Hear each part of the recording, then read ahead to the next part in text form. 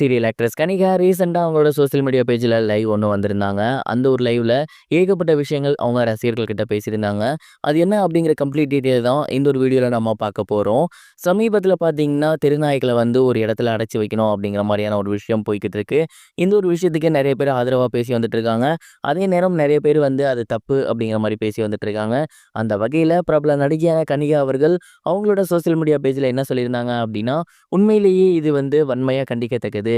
ஏன்னா, ஒரே இடத்துல அவ்வளவு நாய்கள அடைச்சு வைக்கிறது அப்படிங்கிறது சாதாரண விஷயம் கிடையாது. டெல்லி மாதிரியான ஒரு இடத்துல எவ்வளவோ பிளேஸ் இருக்கு, எவ்வளவோ நாய்கள் இருக்கு. எல்லாத்தையுமே ஒரே இடத்துல வச்சு சாப்பாடு போட்டு வளர்க்குறது அப்படிங்கிறது சாத்தியமே இல்லாதது. அதனால தான் இந்த ஒரு விஷயத்துக்கு எதிரா நான் பேசிட்டு இருக்கேன். என்ன ஃபாலோ பண்ற எல்லோருக்குமே தெரியும். நான் வந்து பயங்கரமான ஒரு அனிமல் லவர். அத தாண்டி டாக் பெட் லவர். எந்த மாதிரியான நேரத்துல டாக்ஸுக்கு நம்ம தான் ஆதரவா இருக்கணும். என்னதான் வந்துட்டு ஒரு சில நேரத்துல நம்ம எதிர்பார்க்காத விஷயங்கள் நடந்தாலுமே, நிறைய நேரத்துல டாக்ஸ்னால நல்ல விஷயங்கள் தான் நடந்திருக்கு. இந்த மாதிரியான விஷயங்கள் நடக்கக்கூடாதுன்னு நான் வேண்டிக்கிறேன் அப்படிங்கிற மாரி சொல்லியிருந்தாங்க. அண்ட் டாக்ஸ் எல்லாம் ஒரே இடத்துல போட்டு அடைச்சு வைக்கிறதோ, இல்ல அத துன்புறுத்துறதோ, வேற எதுவும் பண்றதோ கூடாது அப்படிங்கிற மாரியும் கேட்டிருந்தாங்க. இந்த ஒரு வீடியோ சோசியல் மீடியா பேஜ்ல பயங்கர வைரலா போய்க்கிட்டு இருக்கு. அண்ட் அந்த ஒரு வீடியோக்கு கீழயே பார்த்தீங்கன்னா, அவங்களோட ரசிகர்கள் எல்லாருமே வந்து, நீங்க வந்து இதுக்கப்புறம் எதிர்நீச்சல் சீரியல்ல இல்ல அப்படிங்கிற மாரி சொல்றாங்க. ஒரு சிலர் விலகிட்டீங்க அப்படிங்கிற மாரி சொல்றாங்க. இதுக்கப்புறம் நீங்க எதிர்நீச்சல் சீரியல் வரமாட்டீங்களா? ஈஸ்வரி கேரக்டர் பண்ண மாட்டீங்களா? எவ்வளவோ பேர் என்னென்னமோ பேசுறாங்க. தயவு செஞ்சு நீங்க உங்க வாயிலேருந்து அத சொல்லுங்க அப்படிங்கிற மாரி அவங்கள்ட்ட ரிக்வெஸ்ட்டா கேட்டு வந்துட்டு இருக்காங்க.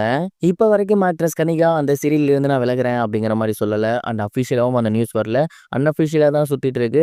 ஸோ கனிகா அவர்கள் தொடர்ந்து எதிர்நீச்சல் சீரியல்ல ரன் பண்றதுக்கும் வாய்ப்பு இருக்கு. அதே நேரம் அவங்க பாதியிலே போறதுக்கும் வாய்ப்பு இருக்கு. ஏன்னா ஈஸ்வரி கேரக்டர் முடியிற மாரி தான் காட்டிட்டு இருக்காங்க. எது எப்படியோ இந்த ஒரு விஷயம் இப்ப சோசியல் மீடியால பயங்கர வைரலா போகுது. இந்த ஒரு விஷயத்த பத்தி நீங்க என்ன நினைக்கிறீங்க? உங்களோட தாட் என்ன? அப்படிங்கிறத மறக்காம கமெண்ட் பாக்ஸ்ல ஷேர் பண்ணுங்க. இது ஒரு புறம் இருக்க பிரபல நடிகரான ஜீவா அவர்கள் மீண்டும் அவரோட ஆஸ்தான டைரக்டரான ராஜேஷ் எம் கூட இணைஞ்சிருக்காரு அப்படிங்கிற தகவல் வெளியாகி ரசிகர்களுக்கு மிகப்பெரிய ஒரு ஹாப்பினஸை ஏற்படுத்தியிருக்கு அப்படின்னு தான் சொல்லணும். சிவா மனசுல சக்தி அப்படிங்கிற படத்தின் மூலயமா இயக்குனர் ராஜேஷ் அவர்களும் ஜீவா அவர்களும் கைகோத்திருந்தாங்க. அந்த ஒரு படம் ரசிகர்கள் மத்தியில மிகப்பெரிய ஒரு வெற்றி பெற்று இருந்துச்சு. இப்போ வரைக்குமே ஜீவாக்கு ரசிகர்கள்ட்ட பிடிச்ச படம் அப்படின்னா அந்த ஒரு காமெடி படத்தை சொல்லலாம். அதுக்கப்புறம் ராஜேஷ் அவர்கள் ஏகப்பட்ட படங்களை இயக்கியிருந்தாரு. ஆனா ஜீவா அவர்கள் அப்பப்ப கெஸ்ட் ரோல்ல தான் நடிச்சிருந்தாரு. ஃபுல் ஃபிளெட்ஜ்டா ஒரு ஃபிலிம் பண்ணல. மிகப்பெரிய ஒரு கேப்புக்கு அப்புறம் இவங்க 2 பேரும் இப்ப மறுபடியும் ஒண்ணு சேர்ந்திருக்காங்க. சிவா மனசுல சக்தி ஒரு கல் ஒரு கண்ணாடி மாரி இதுவும் கண்டிப்பா வந்து பயங்கரமான ஒரு காமெடி படமா தான் இருக்கும். அண்ட் அத தான் எங்ககிட்டேருந்து ரசிகர்களும் எதிர்பார்ப்பாங்க.